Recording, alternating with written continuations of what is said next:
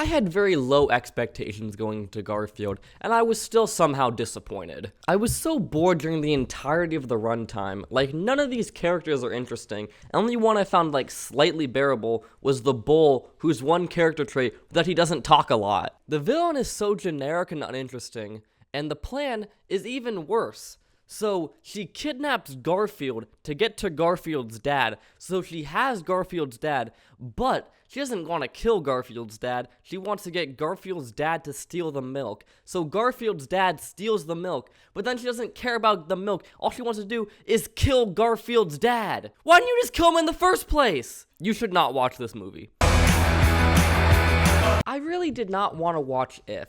It kind of felt like they gave the people that make those allergy commercials an entire feature-length movie. It ended up just being a fine movie. It has some really creative scenes, but it feels like those scenes are so disconnected because the main plot keeps jumping all over the place, going in weird directions, and you can't really follow it. The film also tries to have an emotional core, but it just does not hit. At the big emotional scene, I just started bursting out laughing because of how stupid it looked. Overall, it just feels like a really inoffensive movie people will forget about by the end of the year.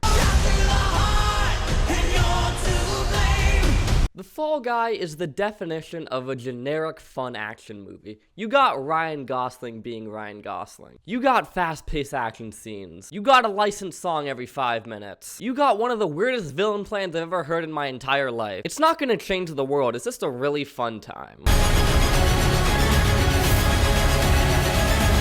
Furiosa had the monumental task of following up Mad Max Fury Road. Fury Road was built on this whole idea of one big chase scene being the entire movie, and Furiosa doesn't have a same concept like that. It follows a lot more narrative than Fury Road did, but it still has the same action that got people to fall in love with the series. Before the film came out, there was a huge thing where Furiosa only has 40 lines in the entire movie, and people were somehow mad about that. I feel like it added a ton to the film. The film is just quiet a lot of the time and lets the action, music, let that all speak for itself. This is my current frontrunner for the best action movie of the year.